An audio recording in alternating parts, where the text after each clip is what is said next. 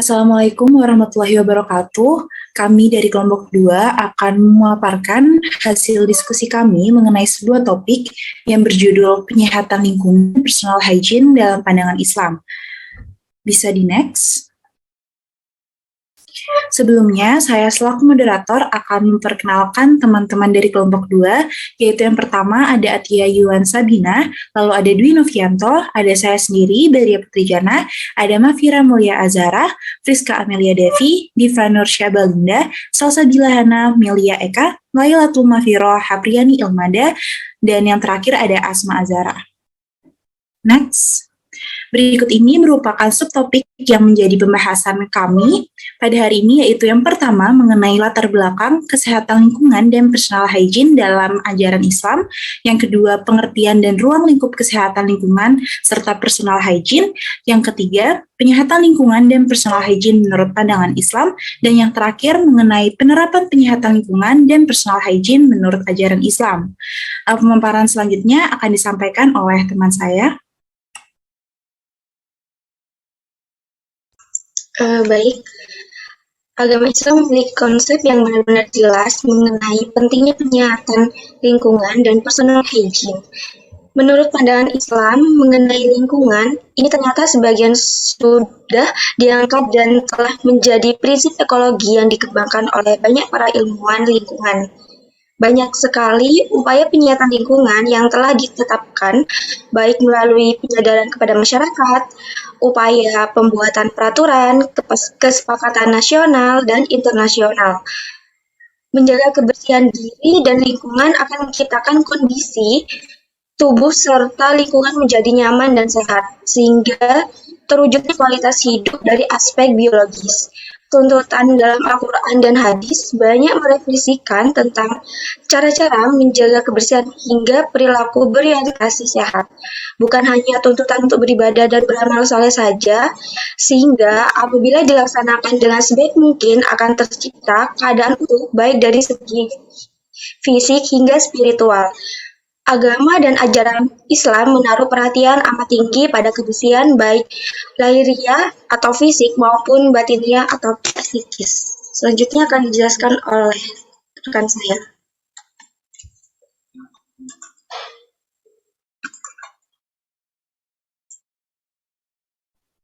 Selanjutnya adalah pengertian kesehatan lingkungan.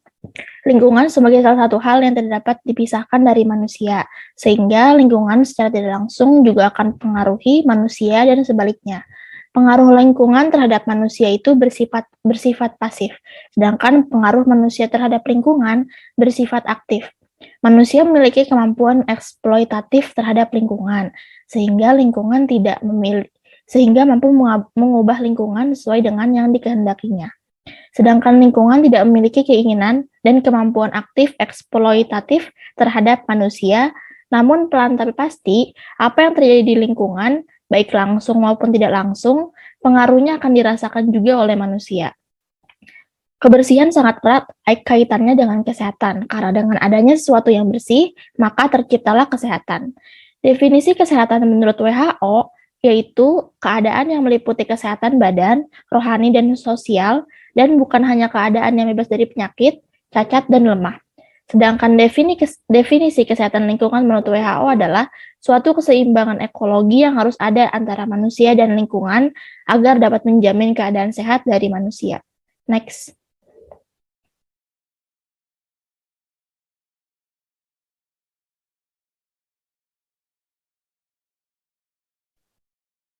Baik, selanjutnya ada ruang lingkup kesehatan lingkungan menurut WHO ada 17. Antara lain yang pertama ada penyediaan air minum, kemudian pengelolaan air buangan dan pengendalian pencemaran, serta pengendalian pencemaran, kemudian ada pembuangan sampah padat, kemudian pengendalian vektor. Nah, pengendalian vektor ini merupakan semua usaha yang dilakukan untuk mengurangi atau menurunkan populasi vektor dengan tujuan untuk mencegah serta memberantas penyakit yang ditularkan oleh vektor atau gangguan yang diakibatkan oleh vektor itu sendiri. Kemudian ada pencegahan atau pengendalian pencemaran tanah oleh ekskreta manusia. Nah, maksud dari ekskreta ini merupakan semua zat yang tidak dipakai lagi oleh tubuh dan yang harus dikeluarkan dari dalam tubuh. Kemudian ada higien makanan termasuk higien susu, ada pengendalian pencemaran udara, pengendalian radiasi, kesehatan kerja, pengendalian kebisingan, perumahan dan permukiman, aspek casing dan transportasi udara, perencanaan daerah dan perkotaan, kemudian pencegahan kecelakaan, rekreasi umum dan pariwisata, kemudian tindakan-tindakan sanitasi yang berhubungan dengan keadaan epidemi atau wabah, bencana alam, serta perpindahan penduduk. Kemudian yang terakhir ada tindakan pencegahan yang diperlukan untuk menjamin lingkungan. Nah, lingkungan dapat dikatakan bersih apabila lingkungan dalam keadaan bebas dari kotoran, termasuk di dalamnya ada debu, sampah, dan bau. Dan di Indonesia sendiri, masalah kebersihan lingkungan selalu menjadi perdebatan dan menjadi masalah yang terus berkembang. Kasus-kasus yang menyangkut masalah kebersihan lingkungan setiap tahunnya terus meningkat. Padahal dengan menjaga kesehatan lingkungan akan memberikan beberapa manfaat. Dari antaranya yaitu terhindar dari penyakit yang disebabkan oleh lingkungan yang tidak sehat, lingkungan menjadi lebih sejuk, segar, dan nyaman, bebas dari polusi udara, air juga menjadi lebih bersih dan aman untuk diminum, lebih tenang dalam menjalankan aktivitas sehari-hari, kesehatan juga lebih terjaga, serta untuk mencegah terjadinya bencana. Next. Baik, selanjutnya yaitu pengertian personal hygiene. Personal hygiene berasal dari bahasa Yunani, yaitu personal yang memiliki arti perorangan, dan hygiene yang berarti sehat. Secara umum, personal hygiene merupakan kegiatan atau tindakan membersihkan seluruh anggota tubuh yang bertujuan untuk meningkatkan derajat kesehatan seseorang, memelihara kebersihan diri, memperbaiki personal hygiene yang kurang, mencegah penyakit, meningkatkan rasa percaya diri, dan menciptakan keindahan. Kebersihan diri menjadi langkah awal dalam mewujudkan kesehatan diri karena tubuh yang bersih dapat meminimalkan resiko seseorang terjangkit suatu penyakit, terutama penyakit yang berhubungan dengan kebersihan diri yang buruk. Seseorang dikatakan memiliki personal hygiene yang baik apabila orang tersebut dapat menjaga kebersihan tubuhnya yang meliputi kebersihan kulit, gigi dan mulut, rambut, mata, hidung dan telinga, kaki dan kuku, genitalia, serta kebersihan dan kerapihan pakaiannya. Bisa di next. Ya, selanjutnya adalah manfaat personal hygiene. Nah, untuk manfaat personal hygiene sendiri, yang pertama adalah menjaga anggota tubuh agar tetap utuh, bersih, sehat, dan juga dapat berfungsi dengan normal. Nah, ini dapat dilakukan dengan personal hygiene perawatan kulit. Karena memiliki kulit yang utuh, bebas bau badan, dapat mempertahankan tentang gerak, serta merasa nyaman dan juga sejahtera. Yang kedua adalah membuat individu merasa lebih rileks dan segar. Ini dapat diperoleh dari kita personal hygiene, yaitu mandi. Nah, mandi dapat menghilangkan mikroorganisme dari kulit serta sekresi tubuh, menghilangkan bau tidak enak, memperbaiki sirkulasi darah ke kulit, membuat individu merasa lebih rileks dan juga segar, serta meningkatkan citra dari diri individu itu sendiri. Selanjutnya adalah mencegah terjadinya infeksi, dan yang terakhir adalah mencegah penyebaran penyakit. Bisa di next.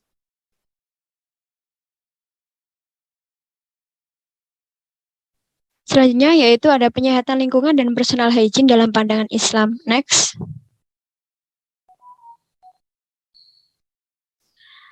Islam adalah akidah pertama, bahkan norma ilmiah pertama yang memperkenalkan dan memerintahkan prinsip kebersihan yang diidentikan dengan bersuci atau toharoh.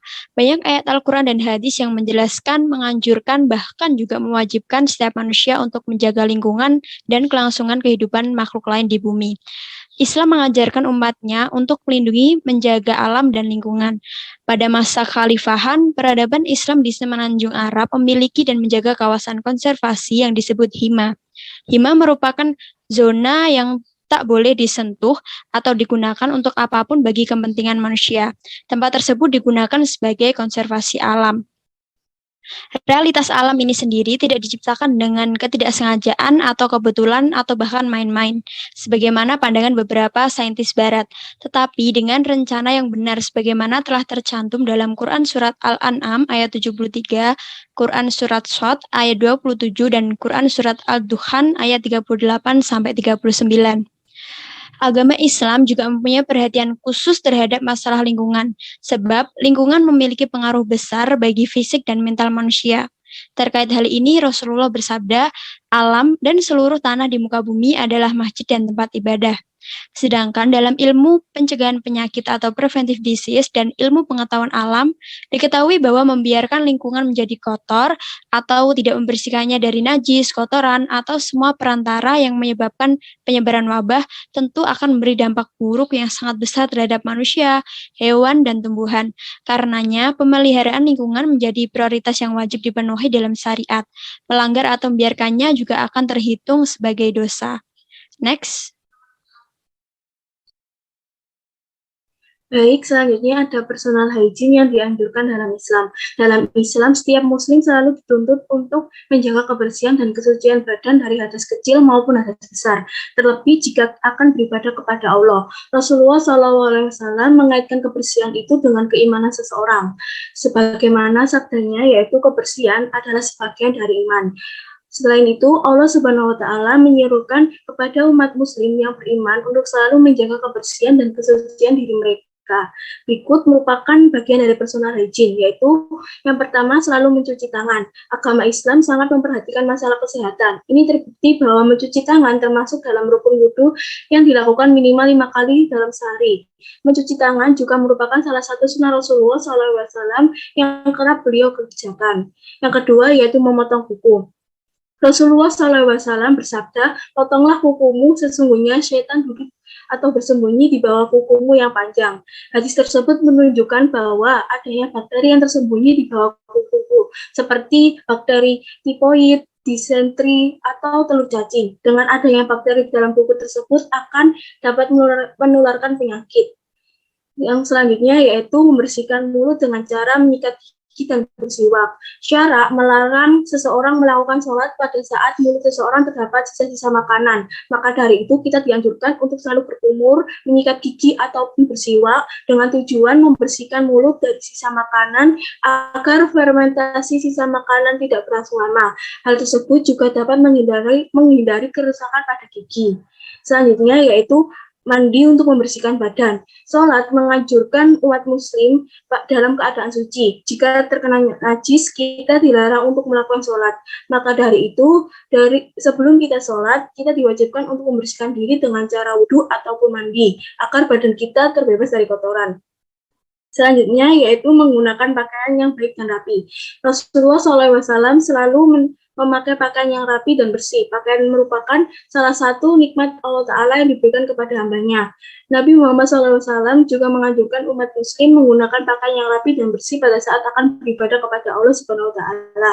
Yang terakhir yaitu menjalankan sunnah fitrah. Salah satu bentuk kesempurnaan Islam adalah dengan adanya ajaran tentang sunnah fitrah kepada keindahan dan kebersihan. Sebagaimana Rasulullah SAW bersabda, tuntunan fitrah itu ada 5 dari tuntunan fitrah, yaitu khitan, mencukur bulu di sekitar kemaluan, mencabut bulu ketiak, memotong kuku, dan memotong atau menggunting kumis. Manfaat dari melaksanakan sunnah fitrah ini adalah membersihkan badan dari najis, memperindah penampilan badan, dan melaksanakan perintah syariat Islam.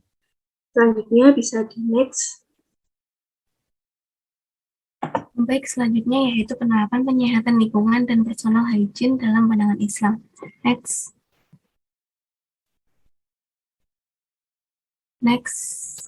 Yang pertama yaitu penerapan penyehatan lingkungan dalam Islam. Nah, penerapan penyehatan lingkungan dalam Islam itu terdapat 3 hal, yaitu dengan yang pertama dengan menanam pohon dan penghijauan. Menanam pohon ibarat kita menanamkan pahala. Nah, pohon mendatangkan manfaat untuk makhluk hidup di sekitarnya seperti manusia dan hewan yang memanfaatkannya sebagai sumber makanan dan tempat berlindung. Selain itu, pohon juga dapat menjadikan udara dan lingkungan menjadi lebih segar dan sejuk. Rasulullah SAW juga menjelaskan betapa pentingnya bercocok tanam dan menanam pohon, sebab hal tersebut mendatangkan pahala yang besar di sisi Allah SWT. Anjuran menanam pohon dan penghijauan telah diungkapkan secara tegas dalam hadis dari Anas bin Malik radhiyallahu anhu bahwasanya tidaklah seorang muslim menanam pohon, tidak pula menanam tanaman, kemudian pohon atau tanaman tersebut dimakan oleh burung, manusia, atau binatang, melainkan menjadi sedekah baginya. Hadis riwayat Bukhari. Nah, dari hadis tersebut dapat kita pahami bahwa seorang muslim dianjurkan untuk menanam pohon, dengan maksud tidak lain untuk kepentingan dan kemakmuran dirinya sendiri dan makhluk lainnya. Sedangkan Bagi siapa saja yang merusak alam, salah satunya dengan menebang pohon, maka kelak kepalanya akan dicelupkan ke neraka, sebagaimana dijelaskan dalam hadis Rasulullah yang berbunyi, barang siapa yang menebang pepohonan, maka Allah akan menyelupkannya ke dalam neraka. Hadis riwayat Abu Daud. Nah, ancaman-ancaman tersebut dilakukan dengan tujuan menjaga kelestarian pohon, di mana keberadaan pohon sangatlah penting untuk makhluk hidup. Namun, terdapat pengecualian jika pohon tersebut dilakukan dengan tebang pilih atau menggantinya dengan pohon baru. Dengan begitu, fungsi pohon akan tetap terjaga dengan sebagaimana mestinya. Yang kedua yaitu menjaga sumber air. Air tidak dapat dipisahkan dari kehidupan makhluk hidup. Dengan adanya air, dapat memberikan kehidupan. Makhluk hidup sangat memerlukan air untuk bertahan hidup. Untuk itu, air menjadi salah satu sumber daya air, menjadi sumber daya alam yang penting untuk dijaga. Sebagaimana dalam firman Allah, surat Al-Anbiya ayat 31 yang artinya, dan apakah orang-orang kafir tidak mengetahui bahwa langit dan bumi keduanya dahulu menyatu. Kemudian kami pisahkan keduanya dan kami jadikan segala sesuatu yang hidup berasal dari air. Mengapa mereka tidak beriman?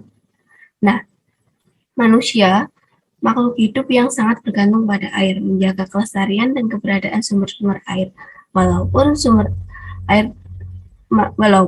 air merupakan sumber daya alam yang terbarukan, kita harus menggunakan sebijak mungkin agar ketersediaannya terjaga hingga masa depan nanti. Selanjutnya, menjaga air dapat kita lakukan dengan beberapa hal, seperti halnya dengan membuang air besar pada tempatnya, seperti yang diriwayatkan oleh Abu Daud yang berbunyi, jauhilah buang hajat di 3 tempat yang penuh laknat, buang hajat di tempat sumber air, di tengah jalan, dan tempat teduh yang terbentang. Yang kedua yaitu penggunaan air yang berlebihan.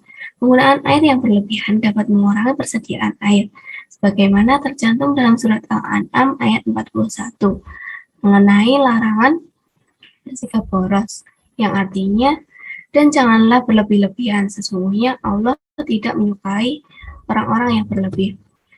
Selanjutnya yang terakhir dari penerapan penyehatan lingkungan, yaitu dengan cara menghindari kerusakan dan menjaga keseimbangan alam.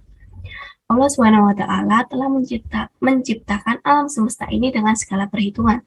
Menjaga keseimbangan alam dan menggunakan segala sesuatunya tanpa merusak alam sangatlah diperlukan. Sebagaimana dalam Islam hubungannya dengan lingkungan menjadi hal yang sangat penting. Seperti dalam firman Allah surat Al-Mulk ayat 3 yang artinya Allah menciptakan 7 langit berlapis-lapis. Tidaklah kamu menjadi sesuatu yang tidak imbang pada ciptaan Tuhan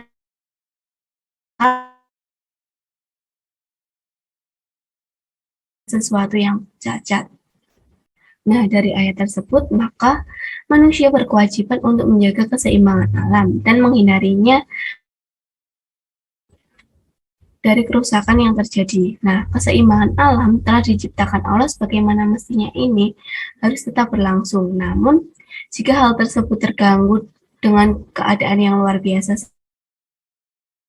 itu merupakan akibat dari perbuatan manusia itu sendiri, sebagaimana dalam firman Allah surat Ar-Rum ayat 41 yang artinya telah tampak kerusakan dari darat dan di laut yang disebabkan karena perbuatan tangan manusia.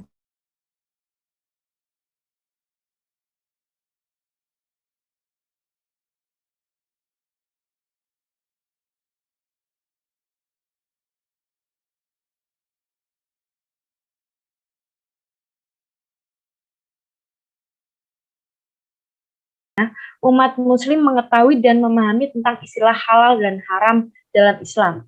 Halal mengacu pada hal yang apa saja yang diperbolehkan, sedangkan haram merupakan hal-hal yang dilarang dalam agama Islam.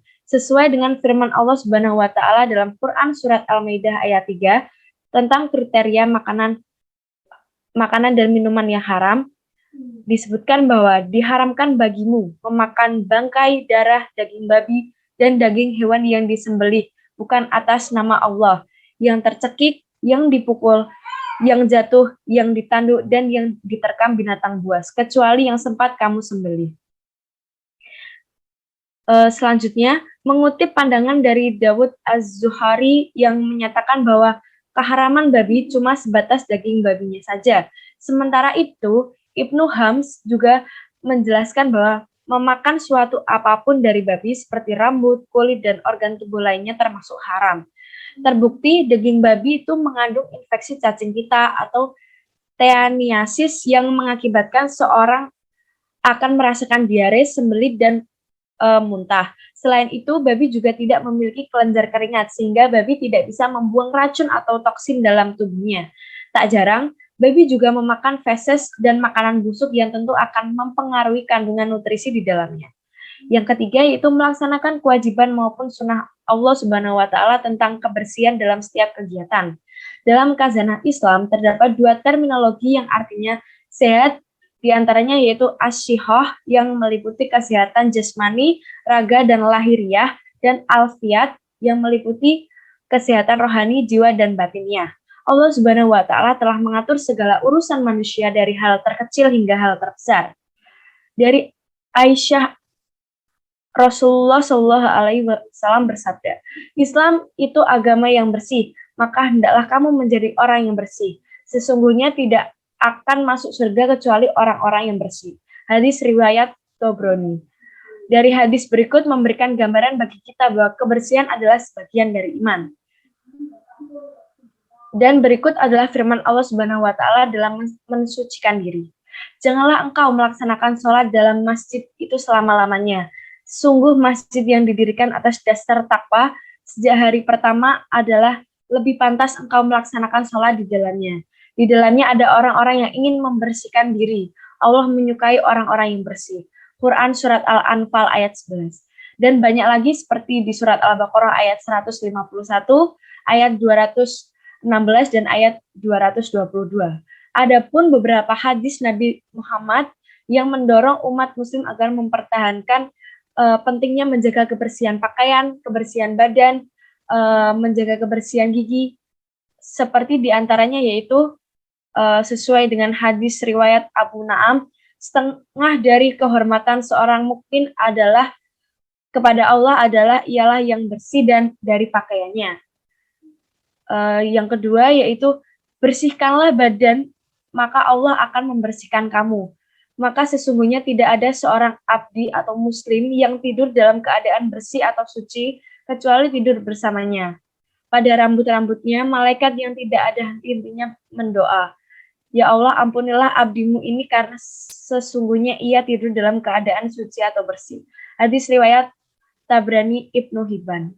Selanjutnya akan disampaikan oleh teman saya.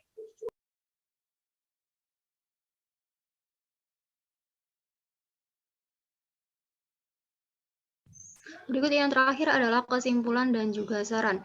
Sesuai yang dijelaskan teman-teman, lingkungan merupakan hal yang tidak bisa dipisahkan dari makhluk hidup karena mereka saling mempengaruhi satu sama lain. Oleh karena itu, kesehatan lingkungan penting untuk dijaga karena mampu menopang keseimbangan ekologi yang dinamis antara manusia dan juga lingkungannya untuk mendukung tercapainya kualitas hidup manusia yang sempurna. Kesehatan lingkungan ini dimulai dari menjaga kebersihan diri atau personal hygiene.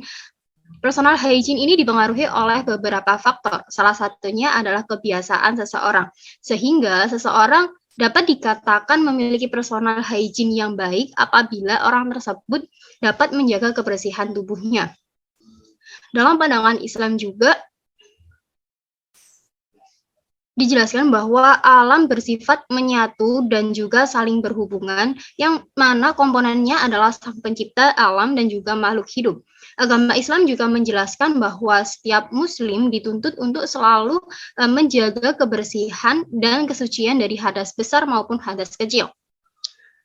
Terlebih ketika mereka melaksanakan ibadah kepada Allah Subhanahu wa Ta'ala, sehingga Allah Subhanahu wa Ta'ala menyerukan umat muslim yang beriman untuk menjaga kebersihan dan kesucian dengan cara mencuci tangan, memotong kuku, membersihkan mulut dengan cara menyikat gigi dan bersiwak, mandi untuk membersihkan badan, menggunakan pakaian baik dan rapi, dan menjalankan sunnah fitrah yang telah ditetapkan.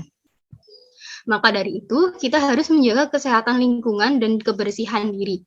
Cara menjaga kebersihan lingkungan adalah dengan menanam pohon agar lingkungan tidak rusak karena berbagai polusi dan tangan jahil manusia. Kemudian menjaga sumber air sangat penting dilakukan karena ketika kita menghadap ke Allah Subhanahu wa taala harus dalam keadaan suci. Sedangkan cara menjaga kebersihan diri atau personal hygiene dapat dilakukan dengan cara beribadah, sholat kepada Allah, membaca Al-Quran, dan juga menerapkan sunnah yang telah dianjurkan. Ketika kita melaksanakan ibadah, maka kita harus membersihkan diri dan juga mensucikan diri dari kotoran, sehingga hal itu menjadi salah satu cara menjaga personal hygiene yang dianjurkan dalam Islam. Selain itu, kita bisa melakukan kewajiban dan sunnah yang ditetapkan Allah tentang kebersihan, contohnya memotong kuku pada hari Jumat. Dan yang terakhir, kita harus benar dalam menjaga kebersihan lingkungan, terutama kebersihan diri sendiri, karena syarat sah untuk beribadah kepada Allah Subhanahu wa taala adalah suci dari hadas. Oleh karena itu, kita sebaiknya selalu memperhatikan personal hygiene agar sholat dapat diterima oleh Allah Subhanahu wa taala dan menjadi ladang pahala bagi kita semua. Next. Berikut ini merupakan referensi yang kelompok kami gunakan dalam menyusun presentasi ini. Baik, sekian dari kelompok 2. Terima kasih. Wassalamualaikum warahmatullahi wabarakatuh.